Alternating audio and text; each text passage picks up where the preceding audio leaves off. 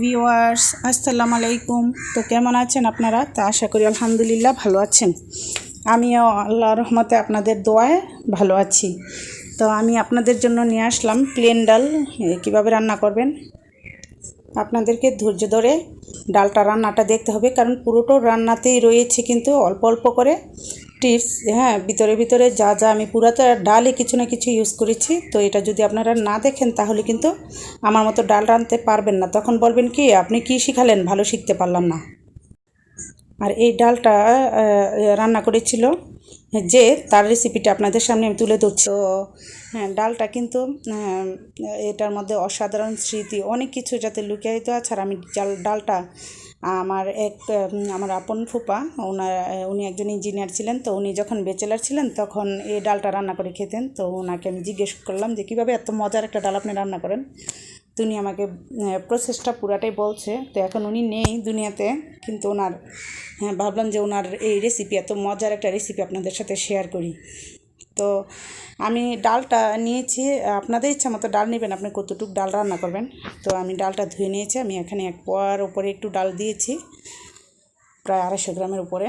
আর একটাতে আমি পানি সিদ্ধ বসিয়ে দিয়েছি, একটা পাত্রে পানি সিদ্ধ বসিয়ে দিয়েছি। আর ডালটা ধুয়ে আমি বসিয়ে দিয়েছি। তো ডালটা কিন্তু দেখুন সিদ্ধ হয়ে এসেছে। হ্যাঁ, ডালটা তো পুরোপুরি সিদ্ধ হয় নাই, কারণ আমি পানি যতটুকু দিয়েছি ডালটা কিন্তু পানিটা কমে এসেছে। তো আমি দিয়ে দিলাম পেঁয়াজ কুচিটা দিয়ে দিয়েছি, দিয়ে একটু নেড়ে চেড়ে দিলাম। আর দিয়ে দিলাম একটু আদা, একটু রসুন বাটা। এটা অল্প অল্প দিয়েছি, অত বেশি দিলে কিন্তু গন্ধ আসবে, ভালো লাগবে না।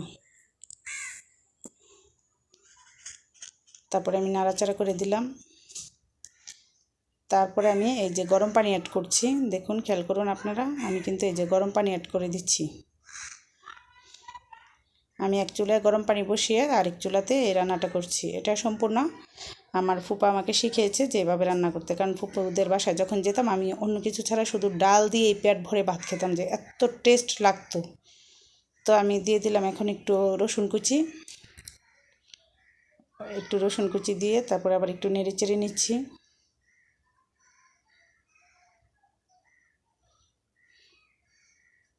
ভালো করে নেড়ে চেড়ে দিলাম।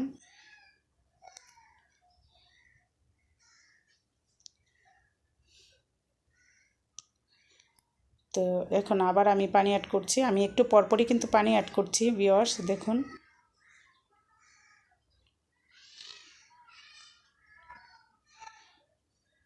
একটু পরপর পানি অ্যাড করে তারপরে আমি এখন একটু বেশি পানি অ্যাড করে দিয়েছি, যেন একটু সিদ্ধ হতে পারে রসুনটা, এই জন্য। তো এখন আমি হলুদ দিয়ে দিব, কারণ আমার কিন্তু ডালটা কিন্তু সিদ্ধ হয়ে গিয়েছে, ডালটা ভালো সিদ্ধ হয়েছে। তো আমি হলুদ দিয়ে দিয়েছি, যতটুকু হলুদ লাগবে ঠিক ততটুকু দিয়ে দিয়েছি।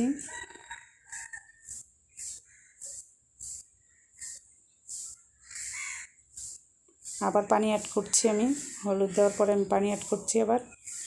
কিন্তু ভিউয়ার্স, এখন পর্যন্ত কিন্তু আমি কোনো ঘুটিনি, খালি ঘুটনিটা দিয়ে রেখেছি, আমি ঘুটিনি এখনও।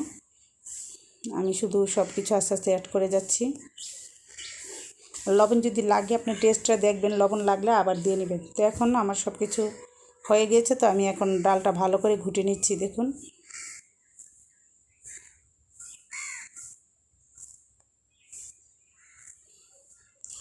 ডালটা ভালো করে ঘুটে তারপরে এখানে আমি একটু সরিষার তেল ইউজ করছি, অল্প।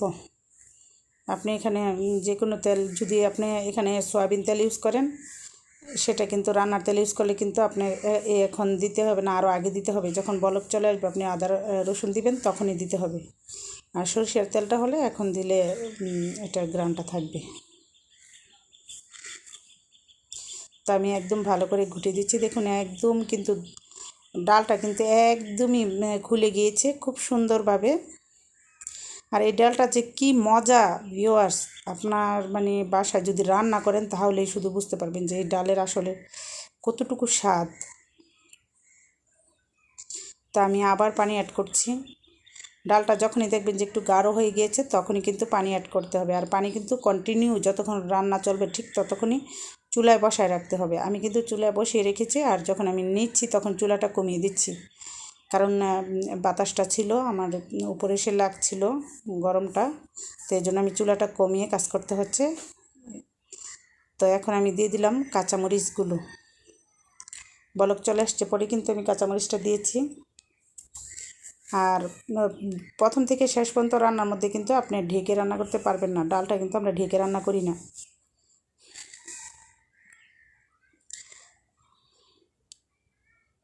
তো আমি নেড়ে চেড়ে দিচ্ছি গ্রানটা বের হওয়ার জন্য। আর এখন ডালটা হয়ে এসেছে, তো আমি ধনেপাতা দিয়ে দিচ্ছি, কারণ এখন আমি ফোড়ন করব ডালে।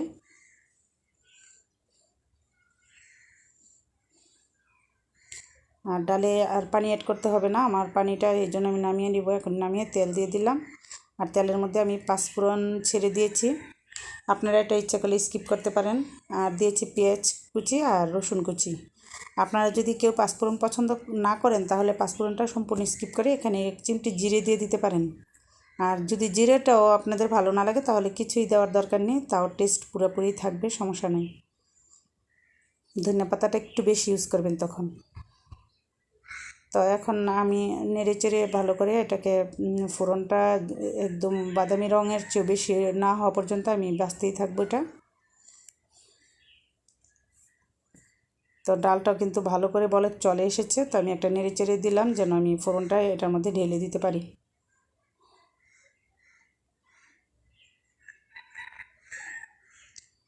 তো ফোড়নটা কিন্তু প্রথম দিক দিয়ে একটু হতে দেরি হয়, কিন্তু যখনই হওয়া শুরু হয় খুব দ্রুত ফোড়নটা হয়ে যায়। আর খেয়াল রাখতে হবে যেন পুড়ে না যায়, ফোড়নটা পুড়ে গেলেও ভালো লাগে না, আবার একদম কম থাকলেও কিন্তু টেস্ট আসে না। আপনার পুরোপুরি টেস্ট আসতে হলে ফোড়নের উপরে অনেকটাই নির্ভর করে আপনার ডাল, কারণ ফোড়নটা আপনার এইরকম হতে হবে যেন পুড়ে না যায়, আবার একদম একটু কাঁচা কাঁচা কালার না থাকে, একদম বাদামি কালার ডালের মধ্যে দিলে যেন একটা বাদামি বাদামি ভাব চলে আসে। হ্যাঁ, এই যে দেখুন আমি কীরকম কালারটা করছি,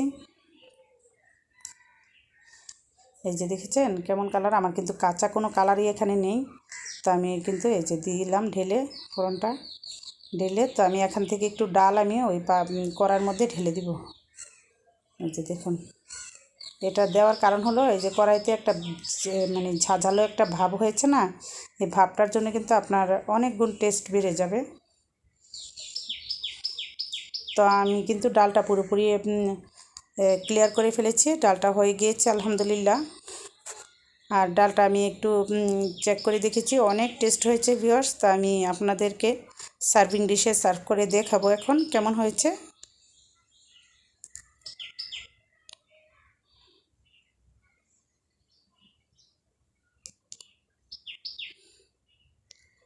তো আমি দিচ্ছি, দেখুন এই যে দেখুন ডালটা কিন্তু অত গাঢ় হয়নি, অত পাতলাও হয়নি, মিডিয়াম আছে।